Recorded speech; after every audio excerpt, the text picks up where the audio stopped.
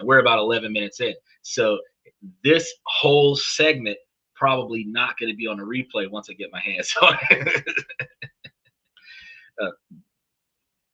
Michael says I have a pocket watch that I bought at a garage sale, and on the back is engraved with "It's about time." So I asked about it, and here's the story. Oh Lord, he's gonna tell us. We're talking about money, and he's typing up a whole story about this pocket watch. And there's the story about the pocket watch. Ask what time it is, and it's gone on for a while. Until the boss handed him his pocket watch with the saying, "It's about time." Okay, now here we go. New trolls. U.S. government is scamming everyone out of their money. Gold and silver are real money and have been for thousands of years. Here we go. So that topic we're going to talk. I already covered that topic on Saturday when we were talking about mortgage and real estate. However, we're going to be talking more about the cryptocurrency relation to that tomorrow on Tuesday. Today we're going to be talking about some investment opportunities that are going to occur because of the new changes and policies and stuff like that that's happening in the government. So while the government is not scamming anybody, gold and silver is not actually money. It is a precious metal, and those precious metals can be valuable to the people who want to buy them. And if you own them, you can potentially sell them for money, but you can only determine the profit based off of how much you paid for it, how much you're paying to store it, and how much you get paid when you sell it. Now, if you're buying percentages of it, fractional transactions, where you are trading, then the best way to go with that would be ETFs, because if you buy the monetary value of the gold in a stock option instead of buying the gold in a stock option, then you can sell it a lot easier, and then you don't have to worry about that. But they're not scamming you out of anything. Government will call all gold, all gold will need to be returned to the bank. I don't know that that's going to be a thing. People can have and hold gold as it stands right now.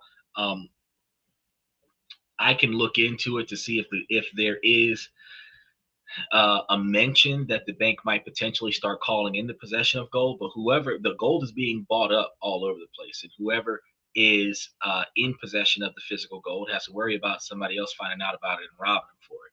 So I don't think that and to be fair, Michael, when the government does something, they don't actually expect people to voluntarily surrender their stuff. So I believe that the government, if something like this was to happen hypothetically, is that they would do some type of seizure scenario where the IRS will audit you and then seize your assets and end up keeping the gold. The way the government seizes everything, they don't ask you to voluntarily give up anything. They just take it from you by force, because that's the American way.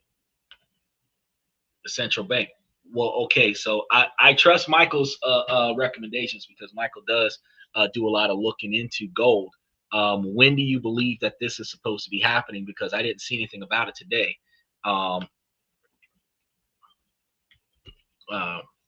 Before we get started on our topic today,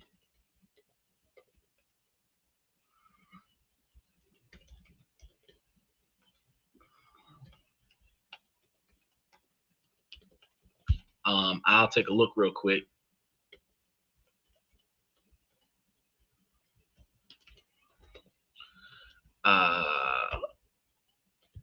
Because when did you see this? And then we're gonna take off on it. This guy said cryptocurrencies can be useful, but guess what it runs on? It runs on computers that use metals like gold, copper, silver. Well, that is a smart conservation that you've been able to understand that gold and silver is actually being utilized in industrial, but it also has a monetary value in investments. How you doing? Special shout out to Mr. Satellite. The link is in the comment section for YouTube. but I can't put you on the show because you're not over the age of 18. But it's good to see that you're back again.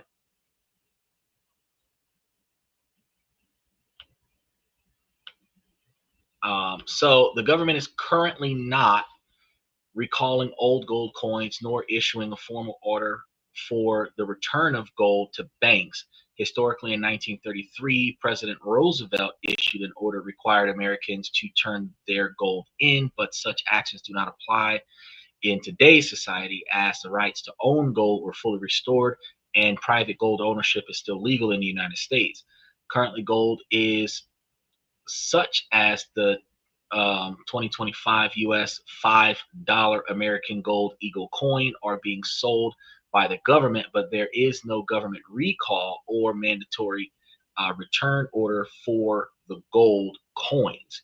Now, in recent years, there have been discussions about revaluing gold reserves to reflect market value, and the government has programs like gold monetization, where deposited gold is converted to billions or coins, but these are voluntary schemes rather than forced recalls.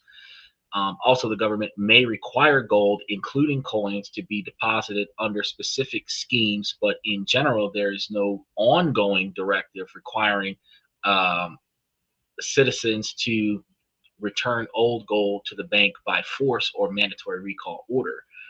So to clarify, the government is not recalling old gold coinage nor ordering gold to be returned to the banks at this time.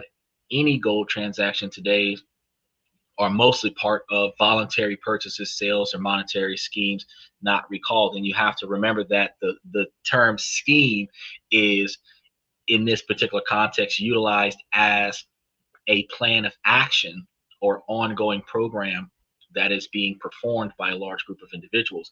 It is not a plot or underhanded scam. So you got to understand the difference between scheme as plan of action versus scam as the anonymous uh, um, users on the channel that are popping up with the monetary bullshit that they put up on the show. That's the best way that I can describe it. Uh, well, the central bank is buying gold. Yes, the large gold is being bought in mass quantities. But the thing is that the gold is not use. You made the comment that um, all gold will need to be returned to the bank. If something happened where gold was taken from the Central World Bank that wasn't authorized to be returned, to be taken, that gold would be returned.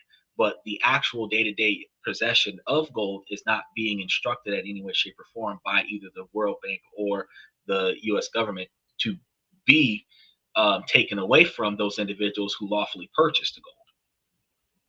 So that's the difference. Um, yeah, but I'll take a look for you and see what the Central World Bank is doing. So you want me to see what the because this is what you have to do when you don't know what's going on. You have to ask the Google lady.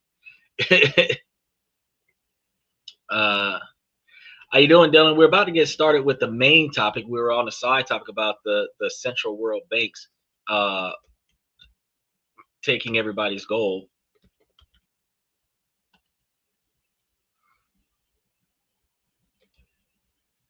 And you said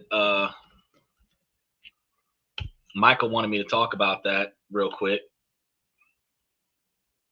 He said, "Ask Jeeves." Perplexity is a good search engine to use as well.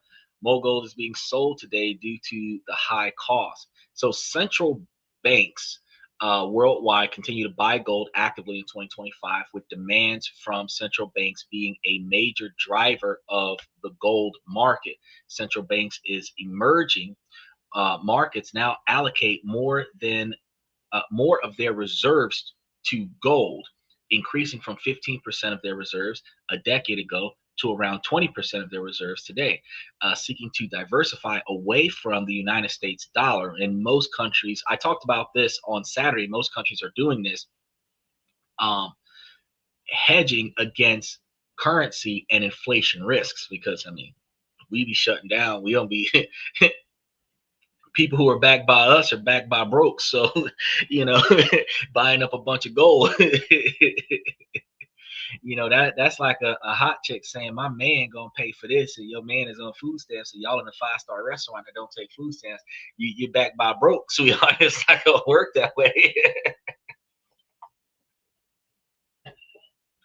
Now, this year, we're witnessing one of the strongest periods of central bank gold buying in recent memory, with purchases expected to exceed 900 tons in 2025 alone, making official gold holdings more valuable than U.S. treasuries for the first time since 1966.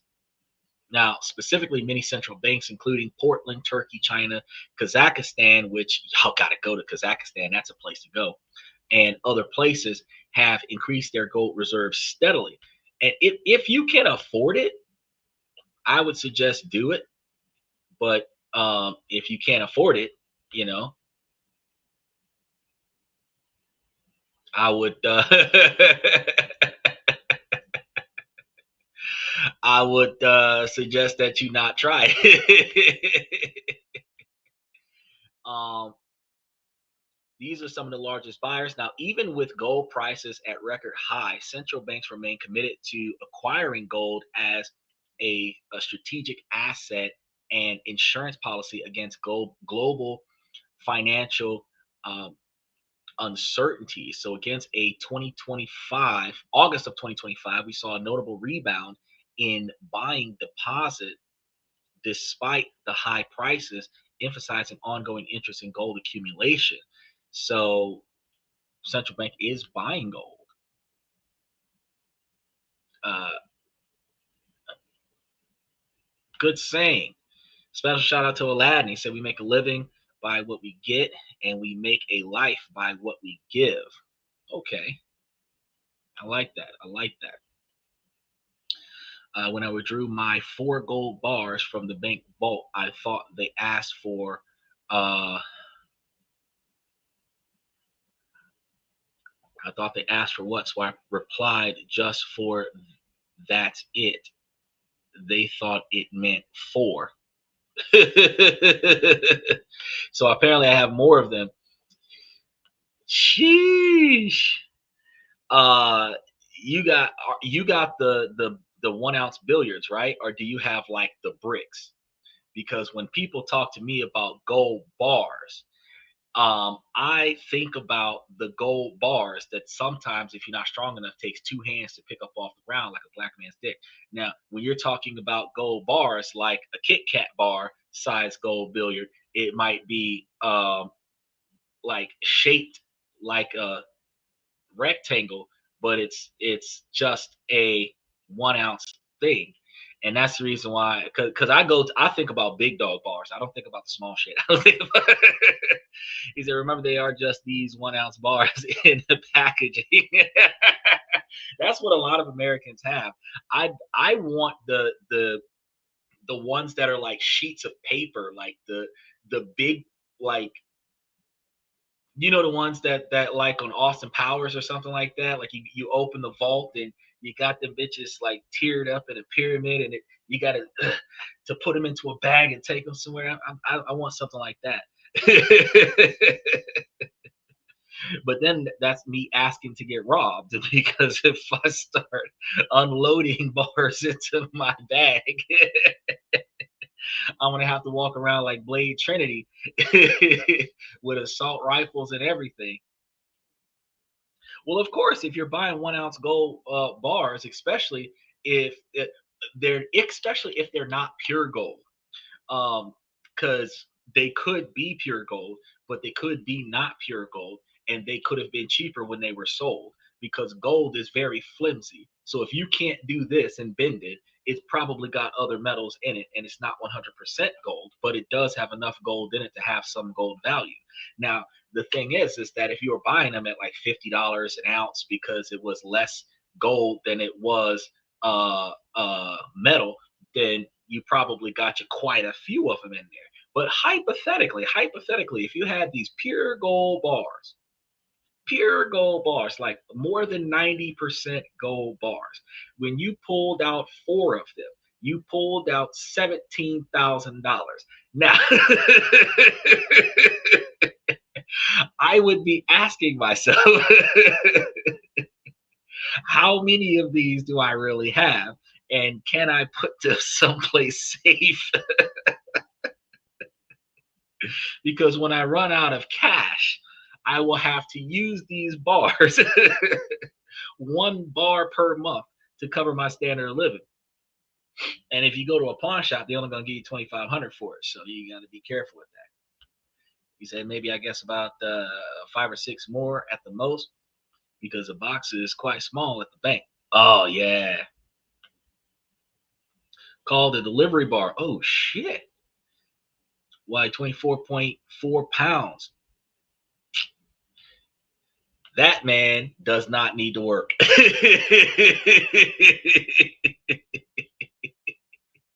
If you got 5 or 6 of them, 24.7 pounds at $4,000 an ounce, 27 pounds is a lot of gold.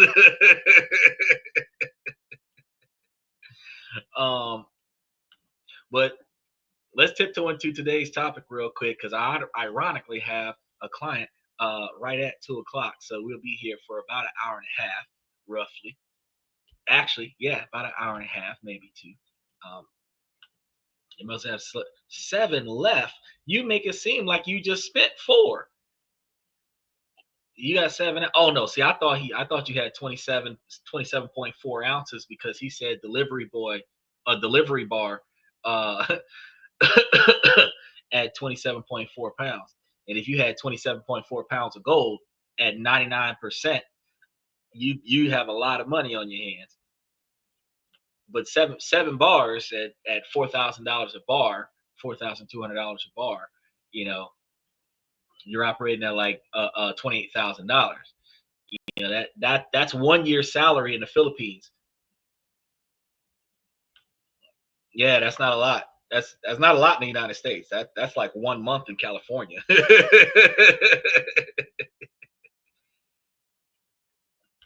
Oh, see, exactly. You're sold them for 2,500. Them shits is going for way more than that.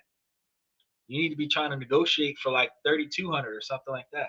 See, stuff is only worth what people are willing to pay for it. So while the documented value of it is 4,000 and some change, the physical acquisition of it, you're only going to get 2,500. So technically, it's currently worth 2,500 a bar, which is a ripoff in my account.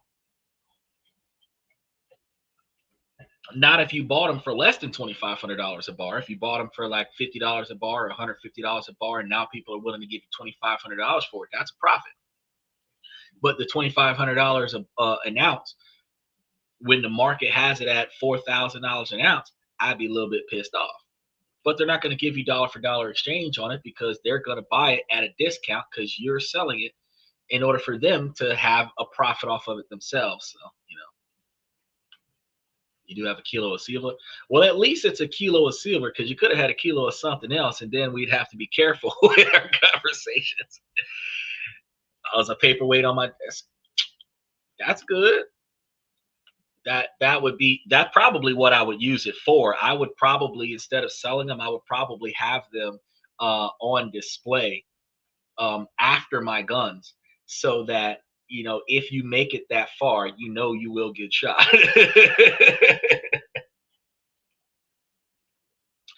Now, guys, there are moments in the market that can define whole generations of investors. Times when the ground shifts so much that fortunes are made and lost, seemingly in the blink of an eye. And most people only recognize these moments when they're looking in the rear view mirror. They'll talk about a once in a lifetime buying opportunity long after they've passed. The way these guys are running up here talking about getting cryptocurrencies and buying gold and silver So because the stock market's crashing, stock market's bouncing back, guys. It should show a massive return coming soon. They kick themselves when they're thinking about this for not seeing the writing on the walls just before a sector collapsed, or before things started exploding in their favor, started going from being bearish to bull. And right now we're standing on the edge of two such moments because they are happening in plain sight. Yet almost everyone is missing the real story. Uh, Record-breaking online sales today figures, and the sales figures here, and landmark international pharmaceutical agreements that just happened uh, are about to send shockwaves through the market. So while a handful of investors who see what's really going on are poised for explosive gains, so those who ignored these seismic shifts, these massive changes that have happened, uh, the ones who just read the headlines and move on, could see their portfolios get hammered in the coming months, which is the fear that people are being tested by, with individuals that go and come uh, screaming about only going in one direction, sell all your assets and only go in one direction. He said, moving trading places with Eddie Murphy. Yeah, that was a good movie. That's way back in the day. That goes to show you how old we are. Today, we're going to show you what's what. And we're not just scattering the surface uh, with a little bit of information. We're actually going to dissect these shifts, and then we're going to expose the hidden dangers that could trap the unprepared. And then we're going to pinpoint specific opportunities that could fundamentally reshape your wealth. So you might want to turn off your notifications for other places because this information demands your full attention. You do want to hit the notification button on this channel because we are going to be giving you deep dives like this every day of the week. Now we're going to start with the first seismic shift, which is a phenomenon that everybody saw, but a few have truly understood: the recent explosion in online retail sales.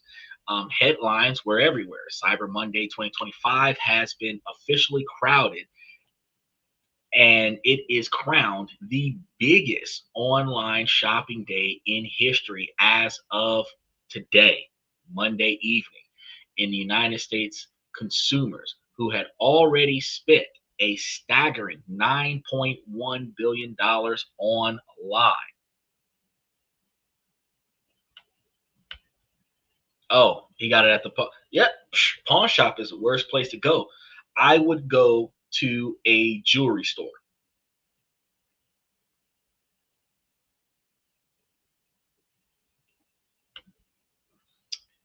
You broke a tooth eating gold on top of steak and mashed potatoes. Look, exactly. I would have taken it to a jewelry store. Pawn shops bank on desperation. Jewelry stores negotiate on business. I would take my gold bars to a jewelry store because they're gonna melt the gold down and use it to make jewelry.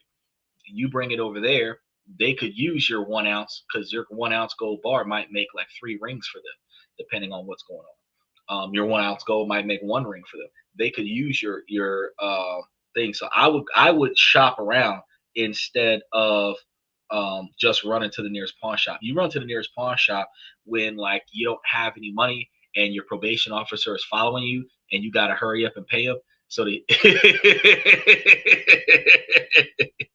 that's the kind of situation that you need to go to the pawn shop for. You got a warrant for your arrest and you got to buy off the cops. That's what you use the pawn shop for. But if you're just like investing, trading, you're just trying to get you a couple extra dollars to do something different with the money that you don't want to take out of the bank, I would negotiate that with somebody else. Either make gold like sheets that you can eat.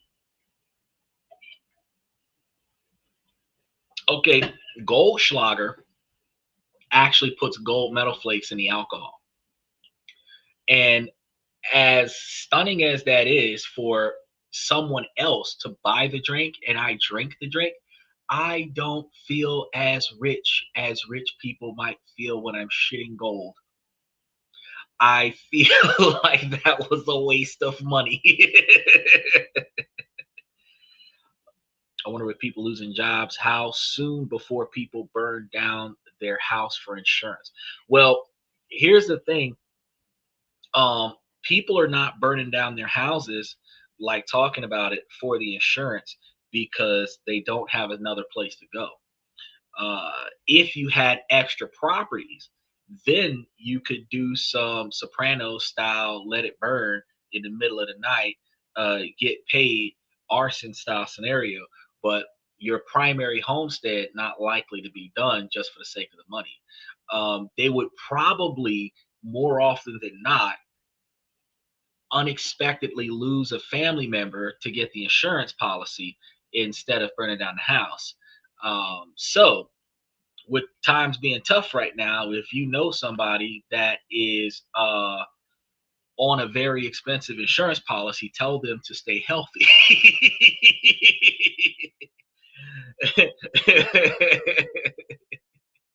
The people who get desperate before they burn down their house and have nowhere to live, I think the life insurance policy would happen before the homeowner's insurance policy would happen. I think a car crash insurance policy might happen before a. Are you Snoop Dogg? No, no, I'm not even a distant relative. So you're saying the house will eat them? I'm confused. No, I'm saying that instead of burning down the house, I'm saying that people who will take action to receive benefits from life insurance policies instead of homeowners insurance policies. That's what I'm saying. Yep, they'll sell their gold watches, their Hamilton watches, their Rolex watches, their girlfriend. They'll sell whatever they can before they start destroying stuff. And then when they can't sell it anymore, then, they will liquidate assets like, you know, the life insurance policy on the wife that's no longer usable. Some of these women know how to do more than hot grits. Some of these women know how you got to watch what you eat these days. Boy, you be going up in there trying to get you a sandwich and come out with your stomach outside of you. You know what I mean? They people do it for the insurance money now. Oh yeah, they set your car on fire and everything like that. It's crazy. Now we have final projections for today about our online shopping, pointing to a figure around 13.9 billion and a little bit closer to 14.2 billion dollars, making it the biggest online shopping day of the year. Broke folks sit on their money for 3 weeks so that they can go and buy a bunch of stuff between Friday and Monday right after Thanksgiving. Um, I'm going to be honest with you. Black Friday should be a holiday uh, because it's black. And on Black Friday, I do what all black people should do on Black Friday. Absolutely nothing. We work too hard the rest of the year. We should just stop that day and just chill. But yeah, that's just my opinion. Said motorcycle, airplane, boats. Oh, I was thinking about airplane stereo systems, big ass TVs, stuff like that. I guess Gold is doing a 250,000 by next week. No, I was gonna talk about that tomorrow, but I heard that it was supposed to be by the end of 2026 doing a $250,000 outcome. It just tanked. So here's the thing. I projected this last week on Thursday or Friday when Raw Logic was here. I told everybody exactly what just happened was gonna happen. The first thing I said was that rich people take their money out of their investments for the holidays. So right after Halloween, they take their money out for Thanksgiving, and then they take their money out one more time before Christmas. it is with when you're thinking about a few $100,000 here and there, it is anywhere between 2 to 3 weeks to get your money. So this big dip right now for the first week of December is so that they have enough money to buy their Christmas presents by the 25th of December. Now, I don't believe that gold is going to go back to $250,000 by next week. And the reason why I'm saying by next week is because they're still Christmas shopping. Now, they'll put the money back by week 3 so that by week 4 it is on the books, so that by the time they get ready to do their taxes, that all of their investment opportunities are claimed as losses because they bought into something and didn't get any money back. But as it stands right now, I don't see next week being 250,000 from 84,000. But I could always be wrong. I could always be wrong. I track macro level changes, and I've been tracking these macro level changes for about 15 years. And the only thing that has changed, especially with Bitcoin, was things like uh, um, the Trump policies that were enforcing cryptocurrency. But gold is not going to $250,000 by next week. That's not true.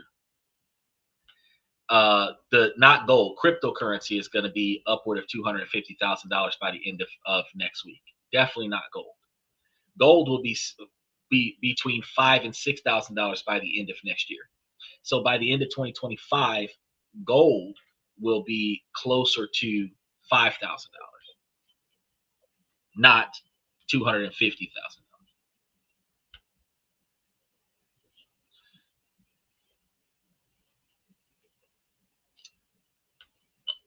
2,000 per ounce.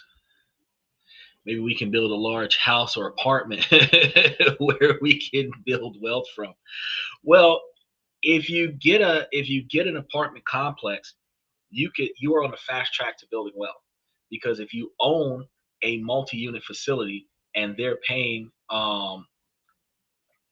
you the rent money, the money that you don't have to spend is money that you're saving. You can utilize that money to do other things with and start expanding and buying more apartment complexes. The more your standard of living is paid, and then the more that you reinvest into the situation, the more you have access to. So, um, uh, your ability to invest in things and leverage with your assets is greater once you start getting apartment complexes. But you can do is you can start with a single family home and leverage that single family home for another single family home, and then leverage the you know what I'm saying, and double that down. But uh, it's not something that actually happens on a regular basis for the average American. Is a cool story. I just bought my 4th robot for my house. The vacuum cleaners, it's better than buying women for first name masters. I just hired my first butler. Uh, Feels great. What should call me? My last name is well, if your last name is Bates, you should call yourself Norman. Or you can follow Michael's recommendation. Um, Now, globally, the numbers uh, have been pretty breathtaking. Uh, by midday today, sales had already hit about 17.3 billion, with a full day projection to soar past 52.7 billion. So the entire 5-day Cyber Week period from Thanksgiving through Cyber Monday was expected to drive $43.7 billion online sales. And this is in the United States alone, showing a robust 6.3% growth year over year. On the surface, this looks like a straightforward story. Consumers are spending more online, and based on that, the average investor will think, great, I'll buy Amazon stock. And they wouldn't be entirely wrong, but they'd be missing the tectonic plates that actually move underneath the entire retail sector. Yeah, exactly. Norman Bates. Yeah, we're still in Cyber Monday at least. Well, for some places on the East Coast, Cyber Monday is currently over, but on the Central America and on the West Coast, we still got about 45 minutes to an hour and 45 minutes for Cyber Monday. Now, this is a story about how that spending is happening. So this is the story of a silent and complete takeover of e-commerce, but artificial intelligence is what's running the show here. So the problem is when most investors hear AI and e-commerce, they think of simple chatbots or maybe the product recommendation bar at the bottom of a web page. They are dangerously underestimating the scale of the revolution. The global market for AI in e-commerce is expected to hit $8.65 billion this year, and that number doesn't even capture the sheer speed of its impact. One of the reasons why we talked about BBAI as an investment opportunity. So here is the data that should make every investor pay attention. Shoppers who use an AI-powered chat convert at a rate of 12.3% compared to just 3.1%. And for those who don't, let me repeat that because it's a heart of the entire shift. AI-driven shoppers are converting 4 times more effectively than the ones who don't. This is a paradigm shift. For years, the global or gospel behind this digital marketing was pouring money into social media ads, and that era is rapidly closing. So we're not getting the money that we used to, or the profits that we used to get off of our investments for social media ads. Now we're witnessing a monumental migration of influence and purchasing power away from human-driven social networks and into the hands of intelligence, automated systems. Some businesses are already reporting that AI chatbots are driving conversion rates as high as 70% in specific industries. On average, e-commerce sits in an area where the sites are using chatbots with conversion rates improving by up to 30%.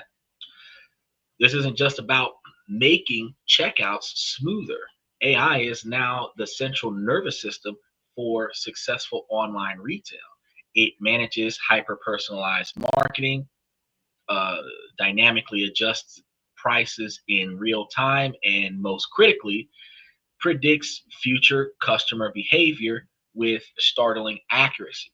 This is one of the reasons why when you're on the internet long enough, 3 to 5 different inquiries, you end up getting ads directly related to the stuff that you were searching.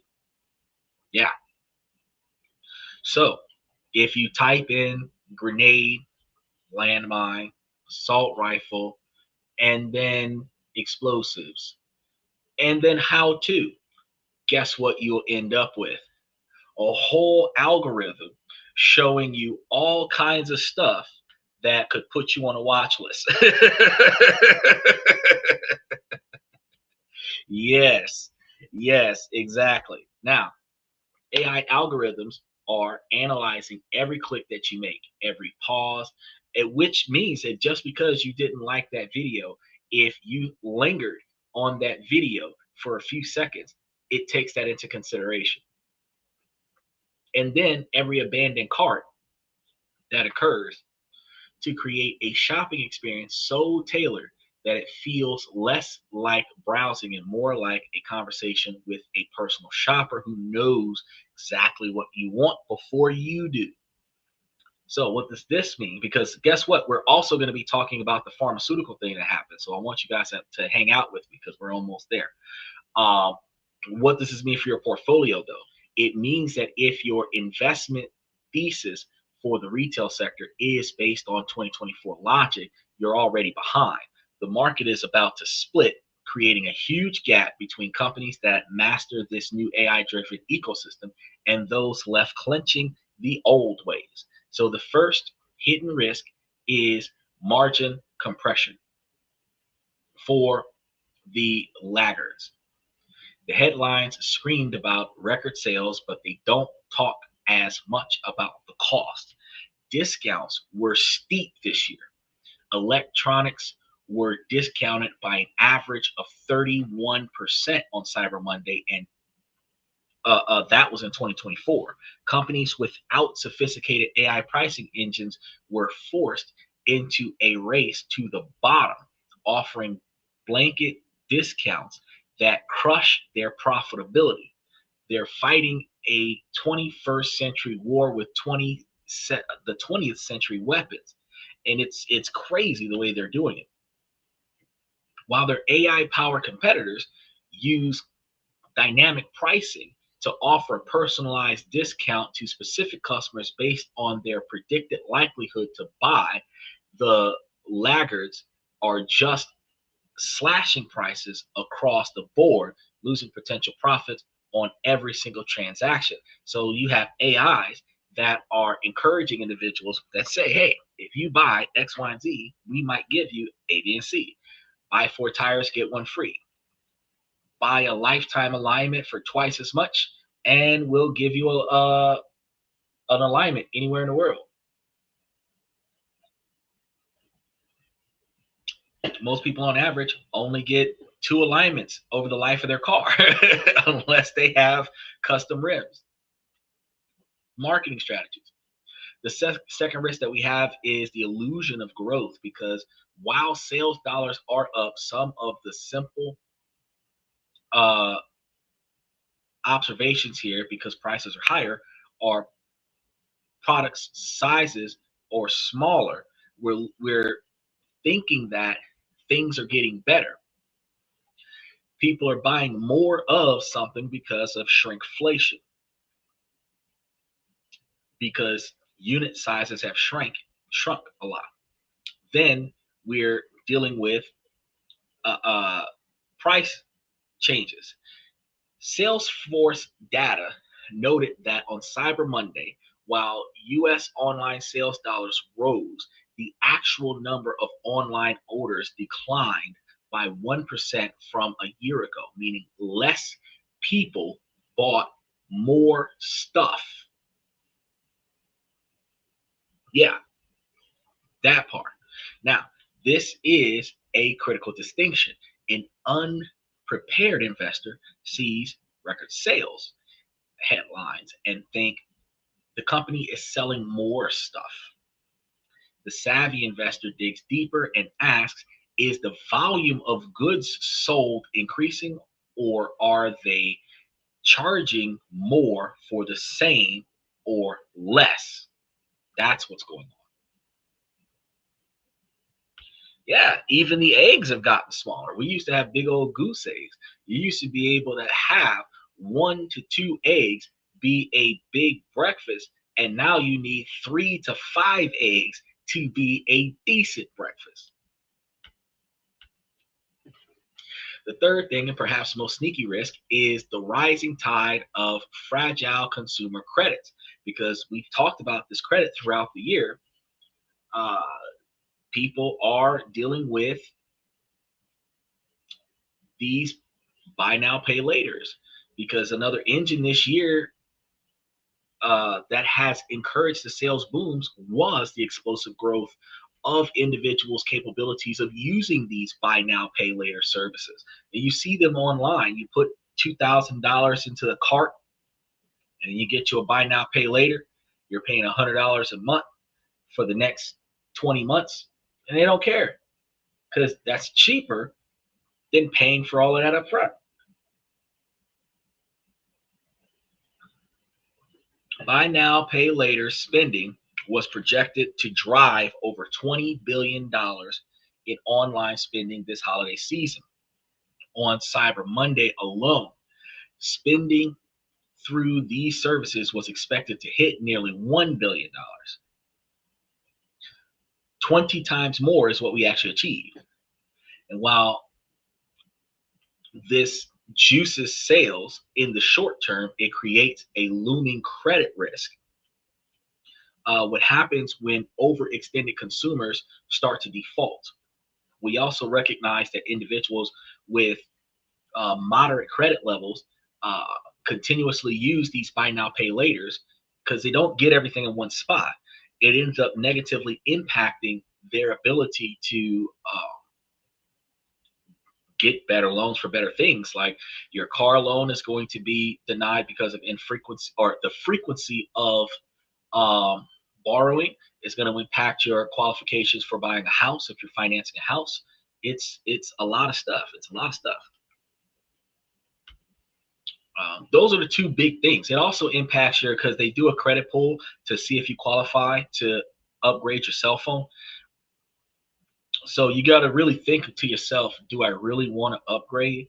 Because if they're going to offer you a payment plan, they're going to run a credit report on you. So you want to think about these things.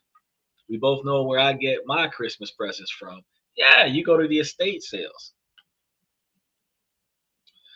Um,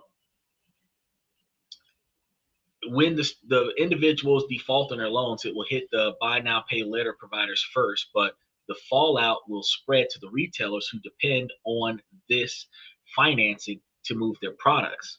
Because when the customers don't qualify, they're going to end up not being able to get the installments, and then the sales is going to drop dramatically.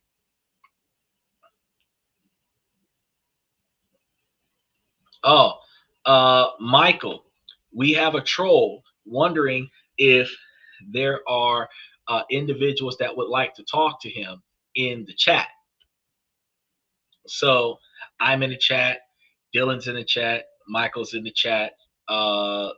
We had um, Sir Mod in the chat, who came out asking about cracking wise about butlers.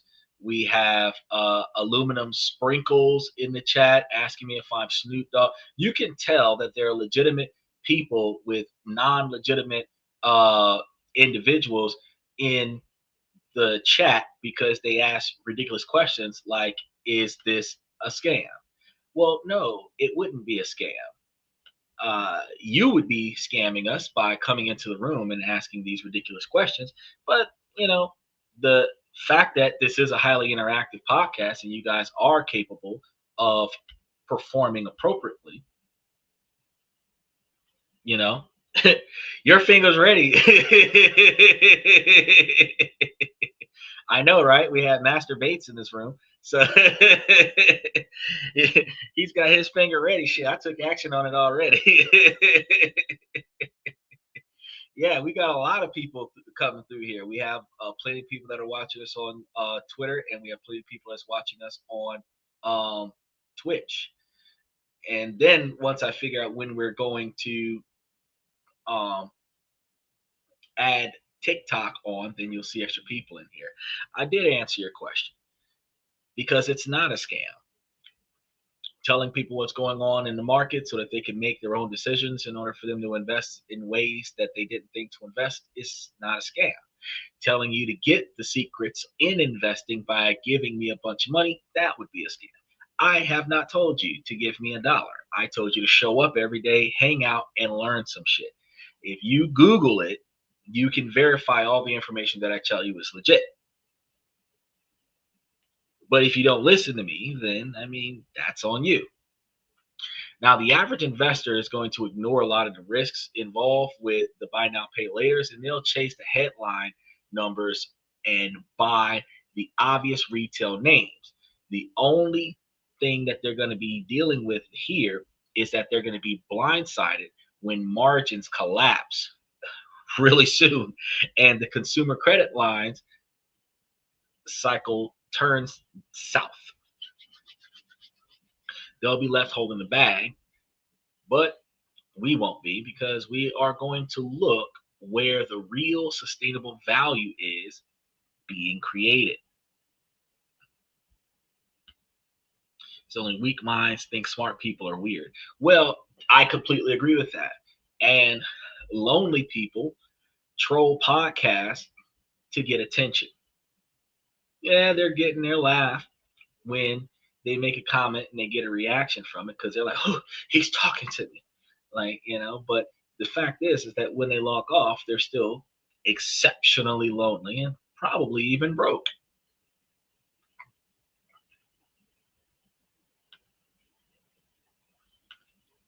So to capitalize on this seismic shift, we had to look past the storefronts and invest in the infrastructure. So the real winners of a gold rush, metaphorically, are rarely the individual prospects. They're the companies selling the picks and the shovels. And in AI commerce revolutions, the pick and shovel are the platforms, software, and payment processors that form the backbone of this new digital economy, not the actual products that are being sold through these devices. So here, ain't nobody, we're about to tell you that when you invest in Amazon instead of investing in the software that Amazon uses, you're you're doing all right by investing in Amazon, but you could be doing better by investing in like Oracle, for example, to get more money the um, off of the software. Well, some other guy came jumping onto the show talking about some AI was a bubble. I've never said that.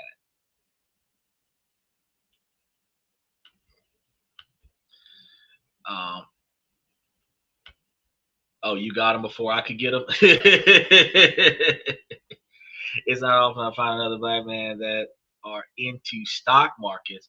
I don't really do podcasts either, but I commend you all, and I'm a new supporter.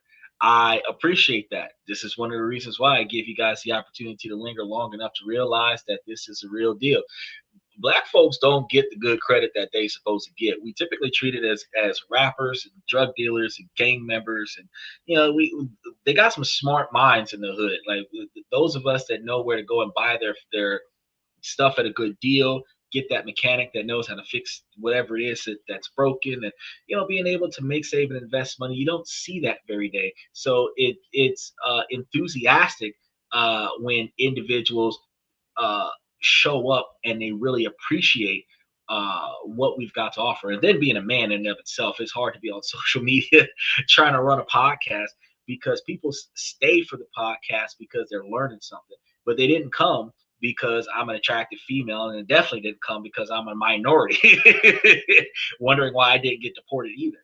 You know, so I do this to provide you guys with the knowledge that y'all need to be successful, because the goal is to provide you with what should be common knowledge, but it's not common because there's so much stuff on the internet. That's the reason why Ask Nobody is still trying to press the thing that AI is in a bubble. AI is not in a bubble. AI is on the mainstream of development. They're the cornerstone of the industry, of the United States industry's next generation. We have not received a bubble yet. Okay, when it comes down to AI and technology, if anything, it's a tsunami, and you're at the beginning of it. So if you jump on before it gets too big, you can afford to ride the wave. But I mean, if you just sit back and you know try to make it seem like nothing will come from it, then you'll be broke. Everybody right now that knows Macintosh, when Macintosh used to be called Apple and it was actually a freaking Apple, back with the floppy disk. Y'all know what I'm talking about, when all we had was Lemonade Tycoon on it. If we would have knew back then how big this could have became, we would have been owning stock when now it's worth so much money. We would have been billionaires. When people started doing bottled water way back in the day, if we would have invested in that, I got 3 bottles of water next to the computer, we'd be billionaires. But nobody thinks about stuff like that. So when you say that AI is in a bubble, you're implying that you're not going to profit off of AI. And that's not true. You can profit off of AI. You just have to be wise enough to do your research in the company before you go. And while um,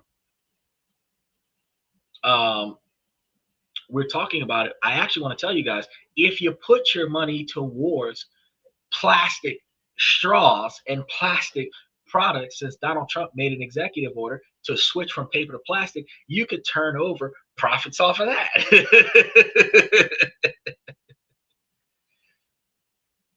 They truly say the necessity is the birthplace of invention.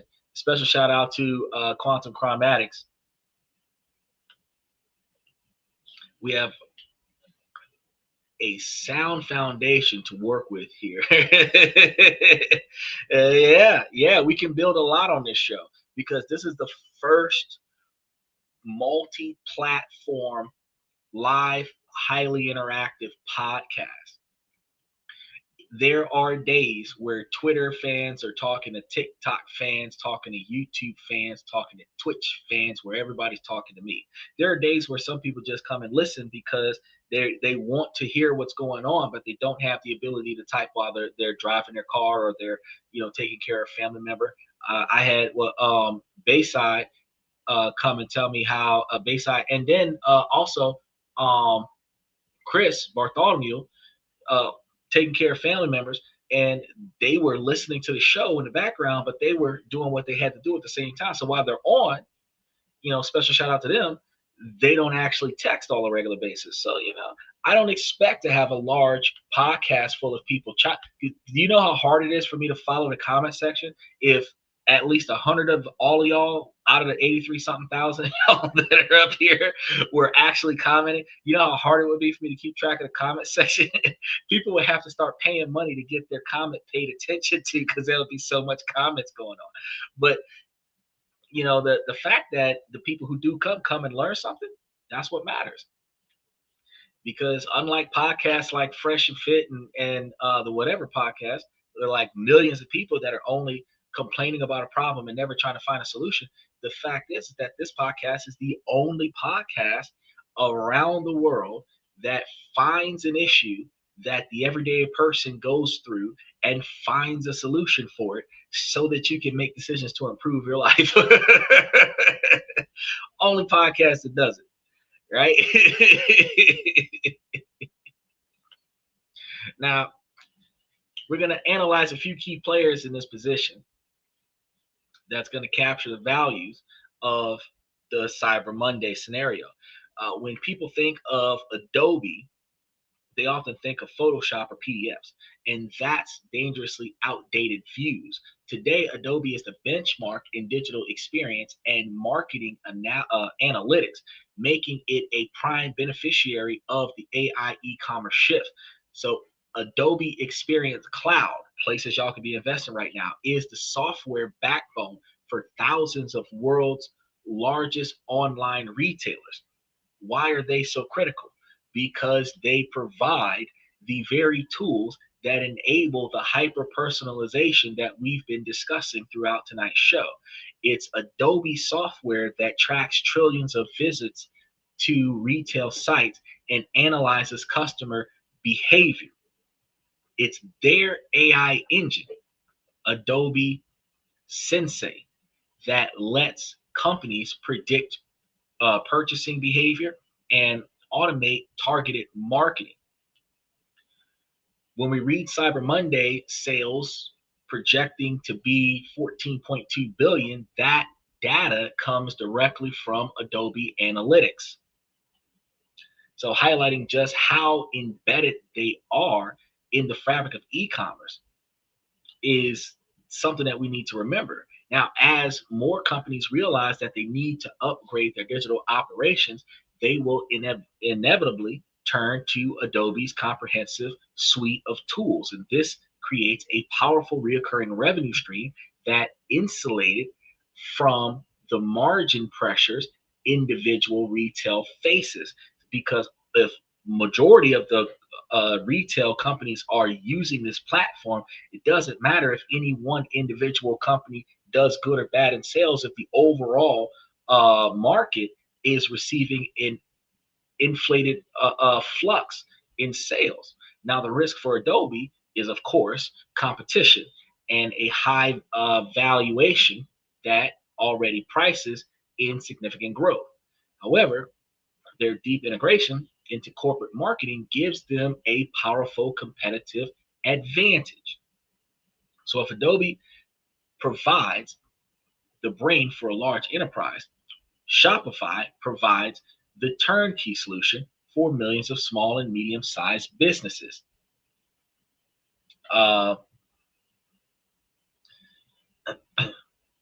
He says, as an ML engineer, worked at a Meta for 6 years. Oh, bless your heart. I see how widely AI is misunderstood. Generative AI hype fuels a bubble. People overestimate its power and ignores that most AI is narrow and practical. Well, they keep screaming that AI is a bubble, like it's a here today, gone tomorrow situation. AI might start off as a widely utilized trend, but human nature is dependability on laziness and procrastination. When we get used to AI replacing our effort, first, we're going to increase productivity because we're so used to working so hard to get this work out that now that this AI can help us get the work done, we're going to be getting more stuff done in the same period of time that we used to do it. Then the phase two is the dependability. Because once we realize that we can do 10 hours worth of time in 2 hours, we're going to start sitting down in 3 hours and trying to get it done in an hour and 45 minutes so that we can have extra time off. It is not a bubble. It is guaranteedly going to become standard operating procedure. It hasn't become mainstream for every avenue of life because we can't afford it. Most Americans can't afford the service fee to utilize all this.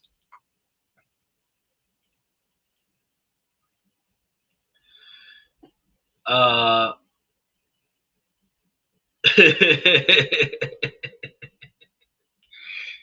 Brian says, not true. AI has used human interactions as well as internet searches, as well as activity for fuel. So I can tell you've never worked at Meta. Well, just because you worked at Meta does not mean that you're both not correct. Because artificial intelligence does enhance itself from the use of human interactions, and it does uh, benefit from internet searches being utilized, and that does fuel the functionality of the individual AI product. However, generative AI is hyped as a bubble, and they are definitely overestimating the practicality. Well, they're underestimating the practicality and overestimating the market trends in it. So from a investor standpoint, yeah, the ideology that this is a bubble, probably a misconception.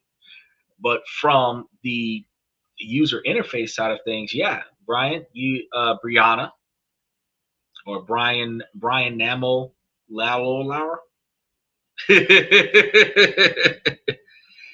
that got to put some spaces in there. uh, yeah, for the interaction part, it is a thing. It is something that's going to make a little bit of a difference. Now, for a long time, though, guys, Shopify was seen as just a simple website builder. And we were talking about how you can get some of those hot side hustles together by starting up online stores. But Shopify's evolved into complete commerce operating systems. Shopify's power lies in market sophisticated online retail accessible to everyone. So on Black Friday alone, Shopify merchants rank in the record 6.2 billion in sales worldwide, with sales peaking at 5.1 million dollars per minute, which is a shit ton of money. And Shopify understands the AI shift intimately. They are integrating AI tools directly into their platforms from Shopify Magic, which helps merchants write product descriptions to advance analytics that help them understand consumers. He says generative AI likes GTP models, and GTP is okay, but I can tell you that there are better AI platforms out there, in my opinion, like Perplexity, that does a damn good job organizing and calculating this stuff. And vidIQ, links to vidIQ in a description, that if you're doing script writing and stuff, can organize this information for your podcast if you're trying to do so. He says, not intelligent agents, right? So we're that's what I was saying, Quantum, that you guys are both in a sense right for what you're exclusively talking about, because you weren't really talking about the intelligence agents themselves. You were talking about the market in which AI was functioning, and that's two different things.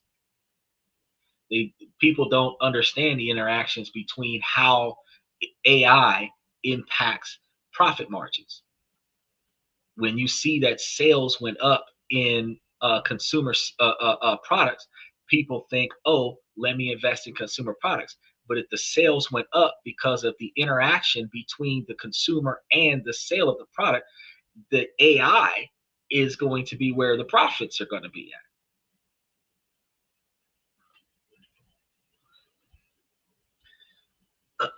Now,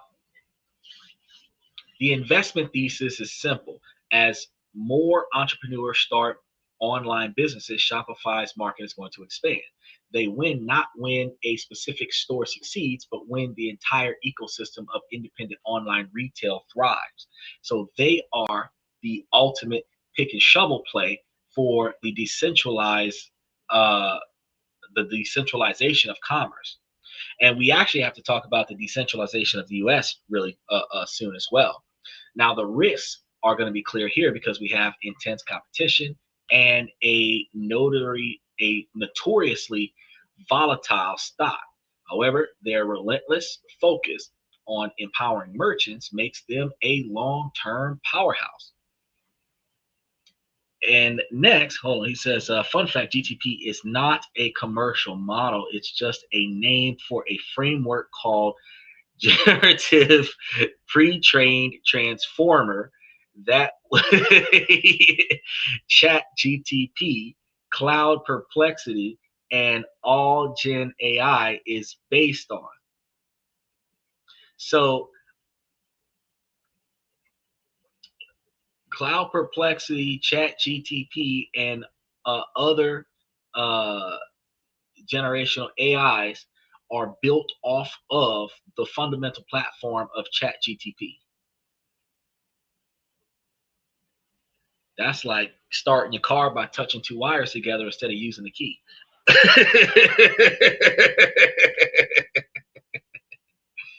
Now let's talk about the plumbing. Then we're going to get into something. We're going to get into this pharmaceutical thing real quick. Now,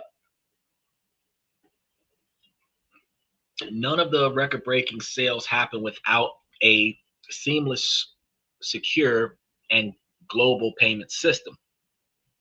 And the modern digital payments, Aiden, is a silent giant.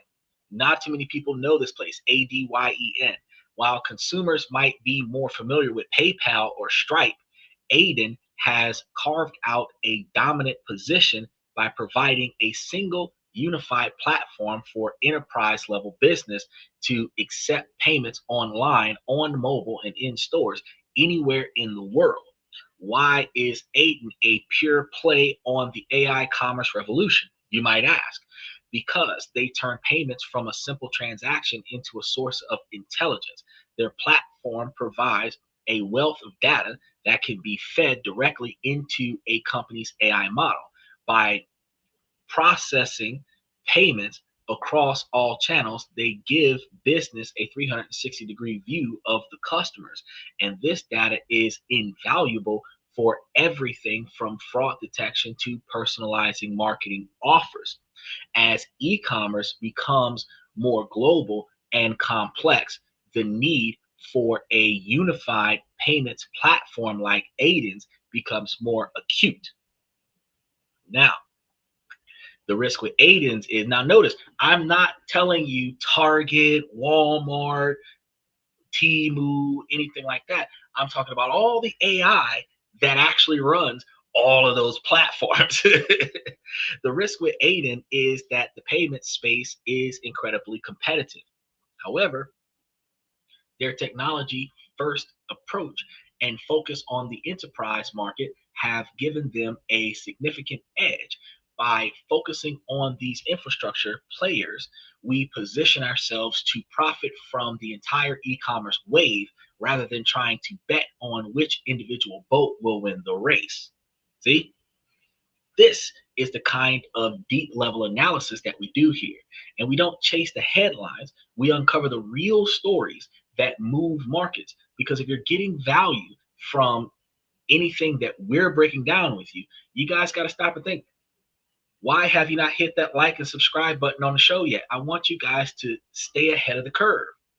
So take a second, hit that subscription button, hit the like button, hit the notification button. If you're following us on Twitter or Twitch, hit the like and subscribe button, turn it on with the notifications, because you don't want to miss any of the information that we have coming up next, especially since tomorrow we're going to be telling you guys about the big crypto crash and where crypto is going to be headed coming soon. Now, let's turn to the second seismic shift of the show, because I told you guys that we were going to be covering pharmaceuticals and we were going to be covering Cyber Monday. One shift that not too many people have been thinking about is far more complex and much less understood, but the new pharmaceutical agreement between the United States and the United Kingdom just recently happened. And on the surface, the headlines are focusing on one thing and one thing only: a $0 tariff trade deal. And I'm going to say it again so that y'all don't get me misquoted. A $0 tariff trade deal. The United States and the United Kingdom reached an agreement in principle to establish zero tariffs on pharmaceutical products for at least 3 years. And the one reason Trump's only going to be in office for 3 more years, so he can't make a guarantee for year 4. So the average investor reads this as one of the things they're going to think about. Okay, good. For drug companies, lower costs, and maybe a small bump in profits. They file it away as a minor positive and move on. Wrong move. This is a huge misrepresentation of what just happened. The tariff agreement is a smokescreen because it's the cover story for a much deeper restructuring of drug pricing and market access in one of the world's most important healthcare markets. The real story isn't about the tariffs. It's about the concession the United Kingdom made to get that deal. Concessions that will unlock billions for a very specific set of pharmaceutical companies. To understand the magnitude of this shift, we need to understand the tense environment that preceded it. Because for years, the United Kingdom pharmaceutical market has been notoriously difficult, and the government's cost containment framework forced companies to pay massive rebates back to the National Health Service. In 2025, these rebate rates has become unbearable. Talks between the government and industry broke down in August of 2025, right before the shutdown, and this punitive environment was causing a capital fight. People were taking off. They didn't want to deal with the bullshit. Big Pharma was openly rebelling against governmental expectations. And in September of 2025, right before the shutdown, AstraZeneca, Britain's largest drug maker, paused a £200 million investment in its Cambridge research site. U.S. giant Mark and Co. had also abandoned plans for a new research center in London, and Eli Lilly put a planned London lab on hold. The message was clear. The United Kingdom's pricing policies were making it an unattractive place to invest and launch new medicines. Now, this is the critical context for the US-UK deal. The United States argued that American patients were unfairly subsidizing lower prices in countries like the United Kingdom. The United Kingdom, facing an exodus of investment, was desperate to restore its competitiveness.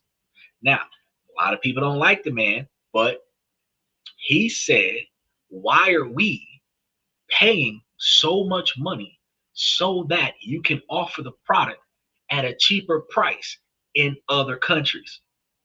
All I'm trying to say is looking out for it, brother. Now, the result was a grand bargain. Now, the United States granted a zero tariff exception. And this is during his mandatory tariff to everyone thing. He's offering a zero tariff exemption. And in return, the United Kingdom fundamentally overhauled its pricing system to be more favorable to innovators. This overhaul has two core components that are the real keys to this investment thesis. First, the United Kingdom has to agree to significantly reduce the mandated rebates.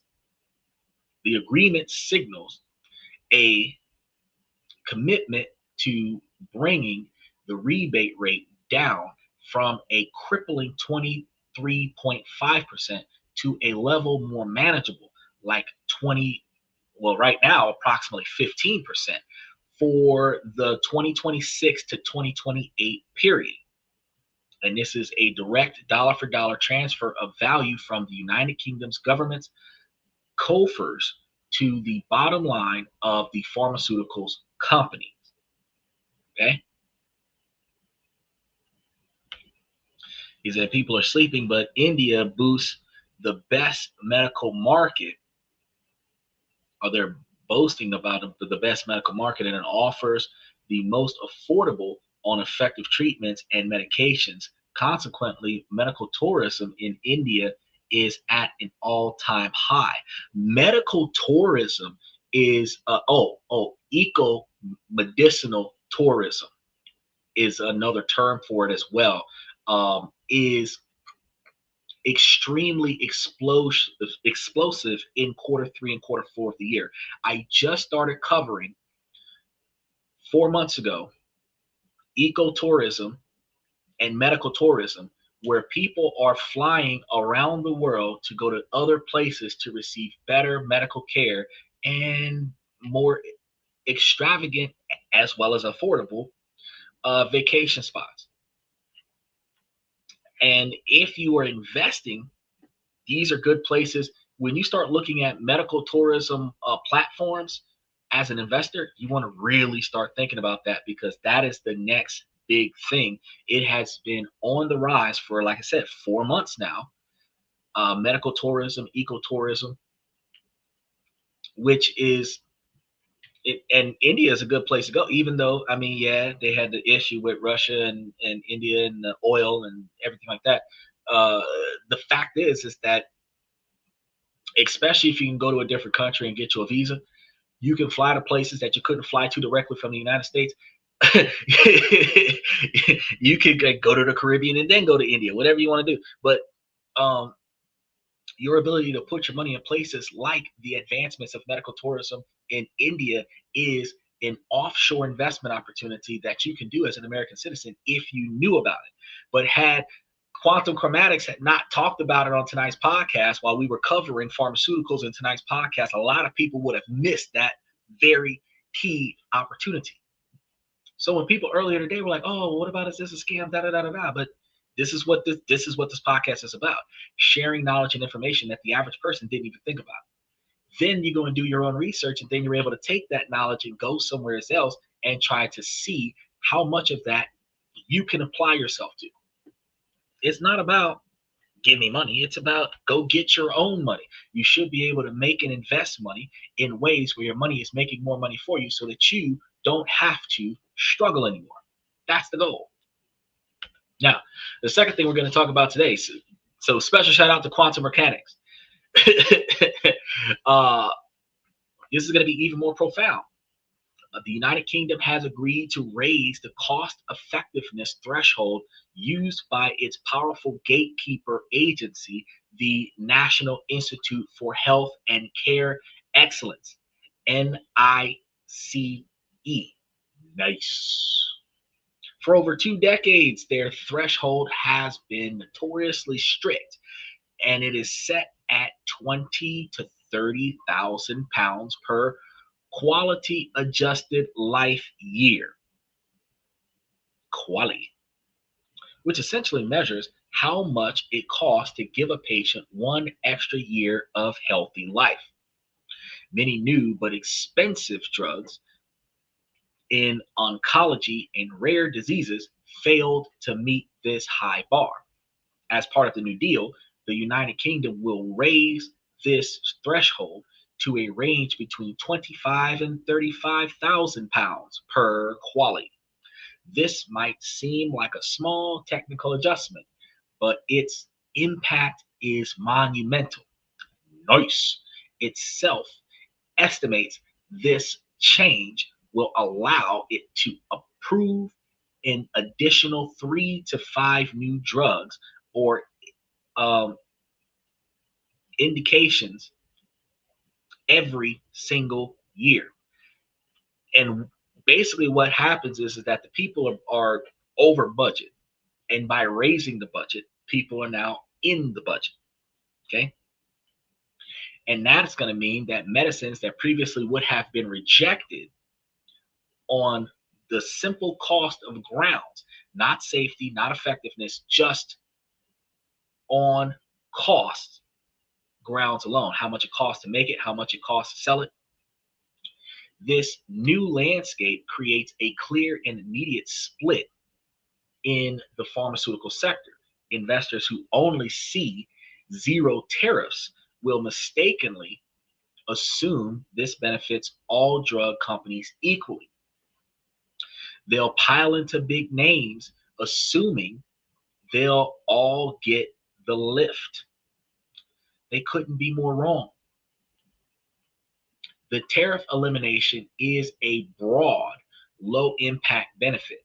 The real game changing value will be captured by a much narrower specific group, companies with innovative drug pipelines, particularly those with new medicines that were previously on the borderline of being approved by NICE, will lose the restrictions and gain accessibility. The losers will be the companies with portfolios of older, commoditized drugs, as the new UK scheme, VPAG, treats older and newer medications differently. So you got to understand, the stuff that's been around forever, losing its value. The stuff that's just coming out, we're treating it like GTA 6. We're waiting on it. The change is exceptionally large.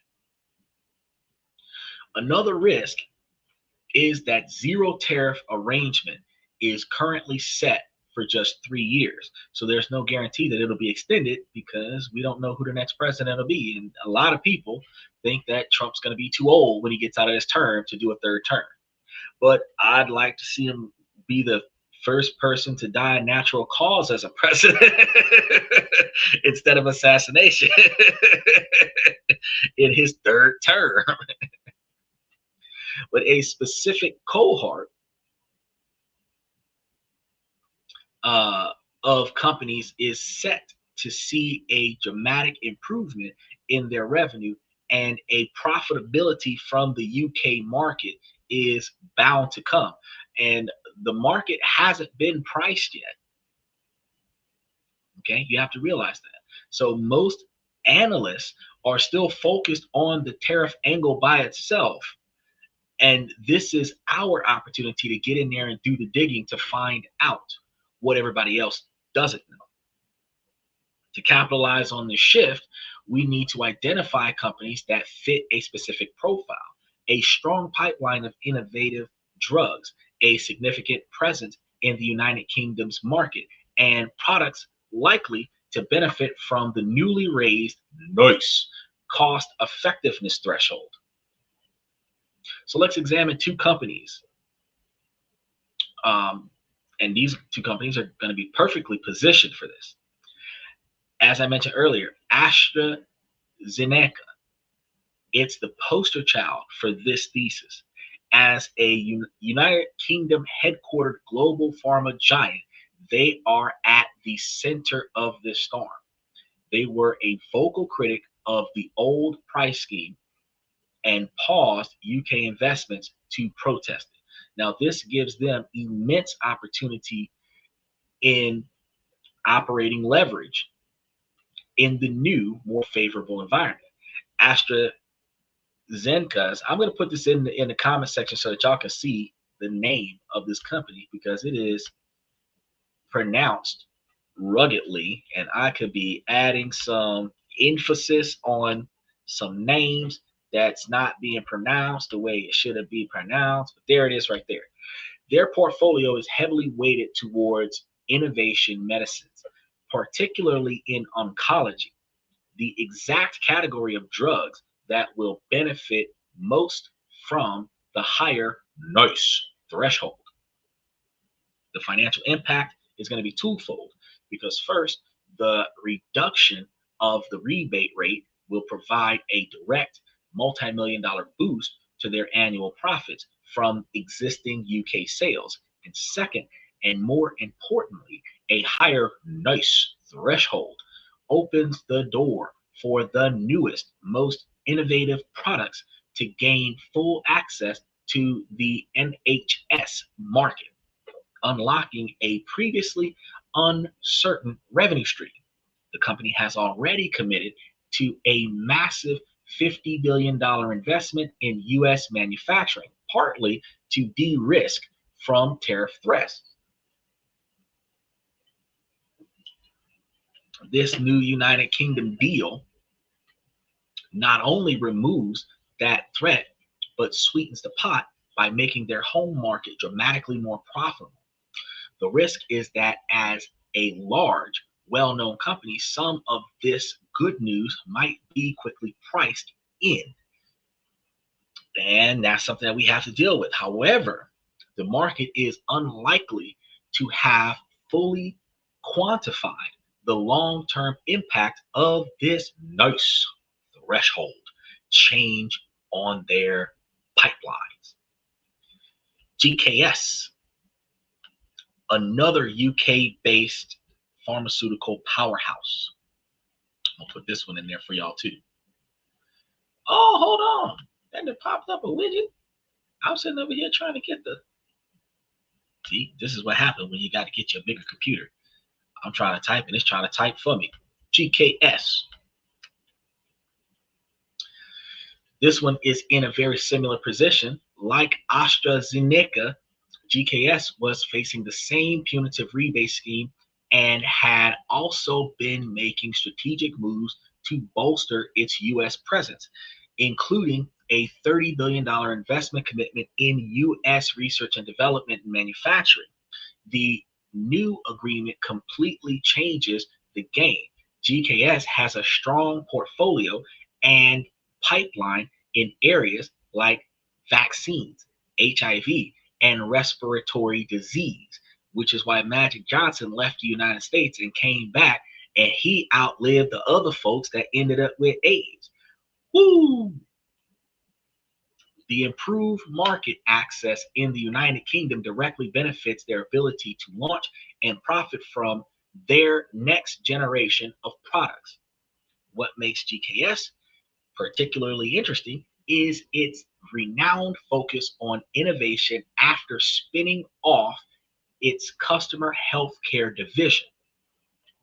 This deal provides a significant tailwind just as the company is hitting its stride with its new strategy.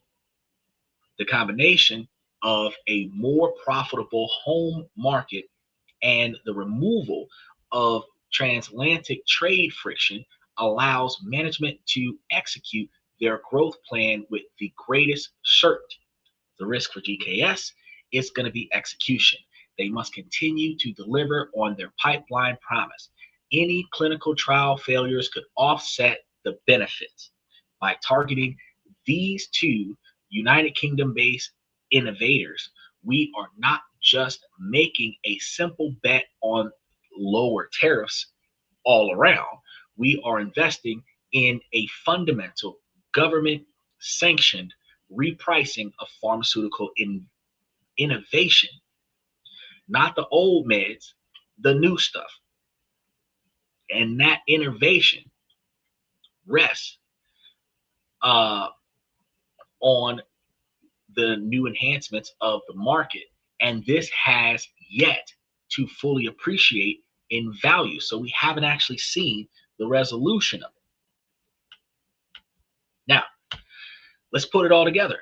The market is being reshaped by two powerful under the radar forces. First, the e-commerce boom is not just about spending. It's about the fundamental shift to an AI-driven commercial ecosystem.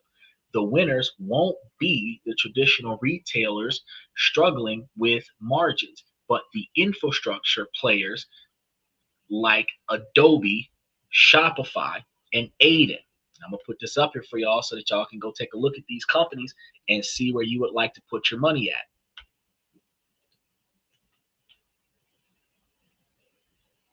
Adobe, Shopify, and Aiden for those of you that are doing 16 by 9 and for those of you that are doing 9 by 16. Okay. Second, because these guys are going to be providing the essential tools for the new era. That second stroke is going to be the US UK pharma deal. And this isn't a simple tariff. Okay.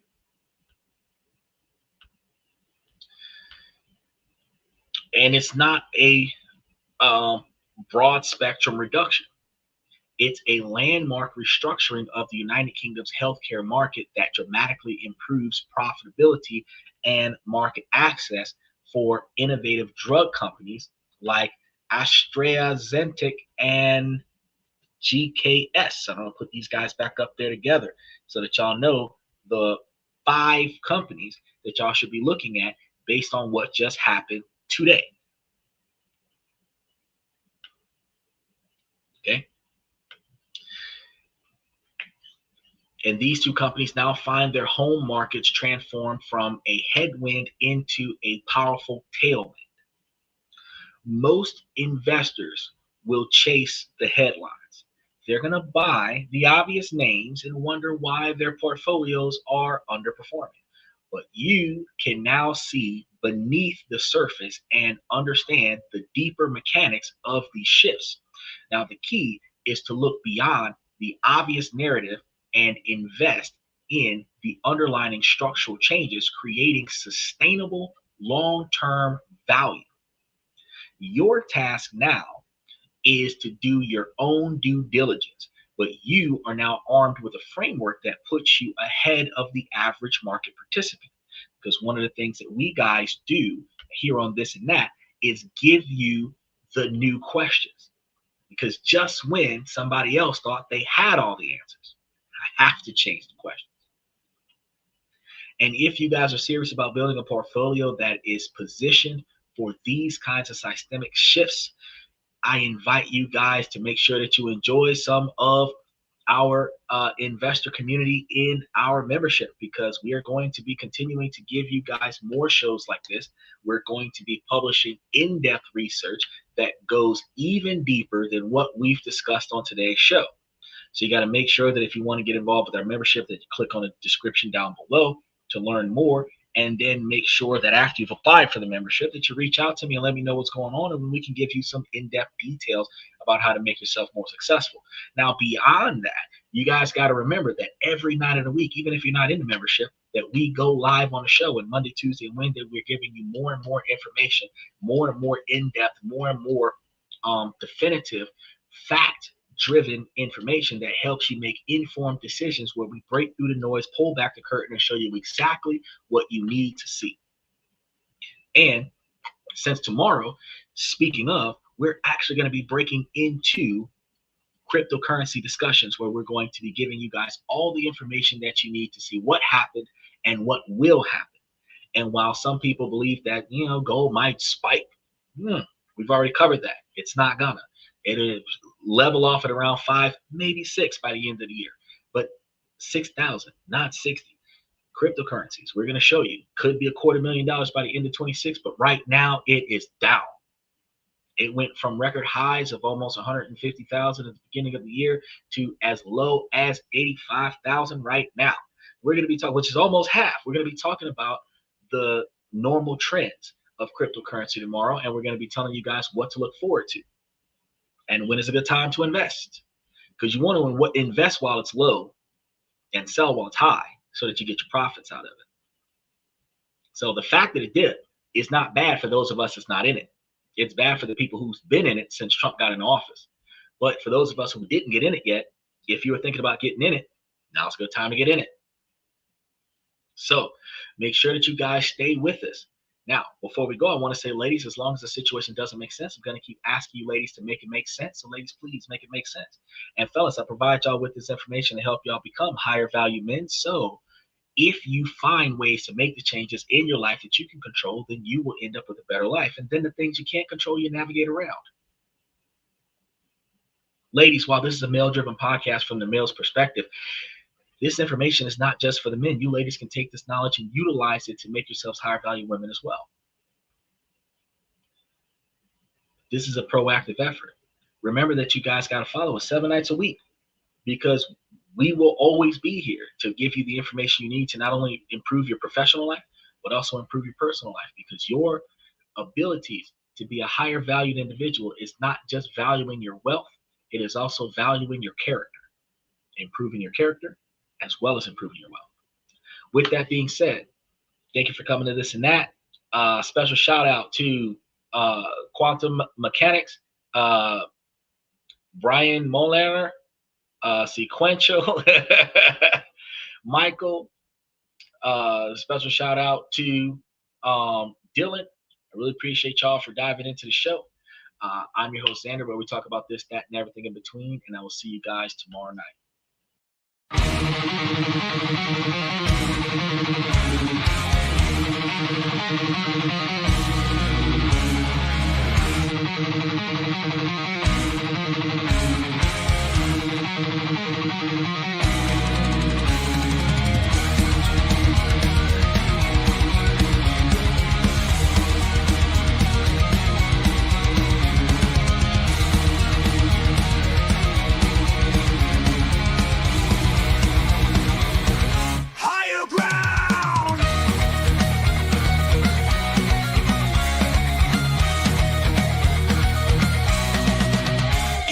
Chase validation, now I validate myself.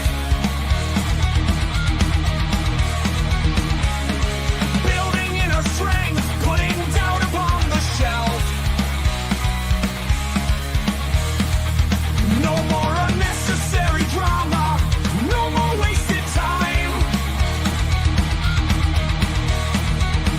Climbing higher, constantly making my own climb.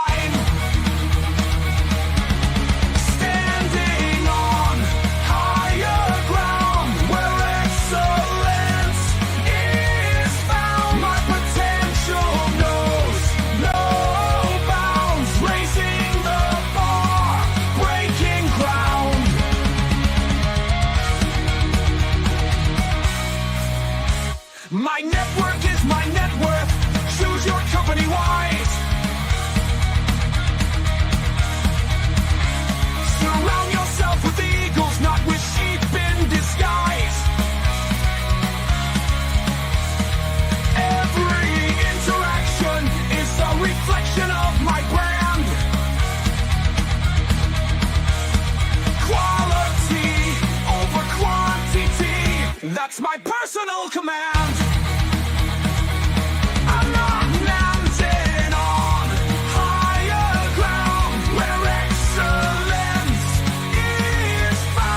Potential knows no bounds, raising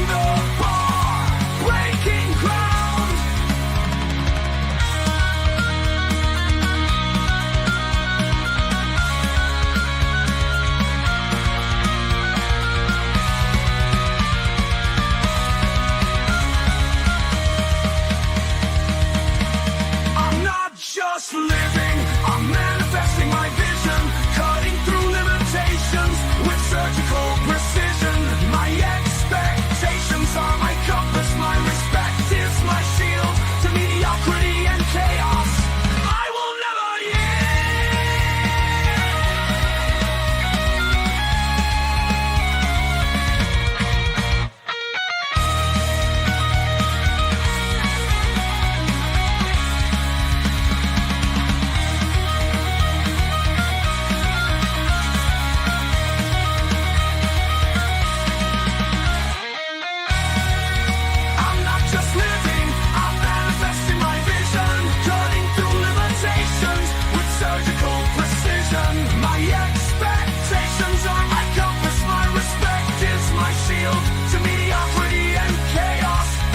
will never yield.